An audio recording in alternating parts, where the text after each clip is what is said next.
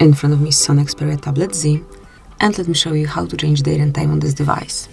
So first of all, you need to open the list of all apps, then find and select settings, then go to date and time right here under system, and you can smoothly switch off automatic date and time here, and now you can set date and time manually by yourself. So we can go back in time,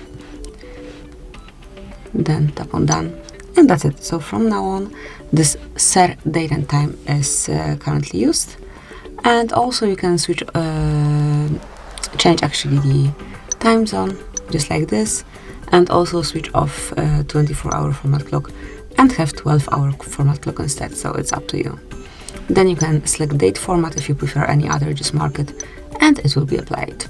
Whenever you would like to go back to automatic setup, just click on automatic date and time, and it will be done. So that will be all. This is it. Thank you for watching. Please subscribe our channel and leave the thumbs up.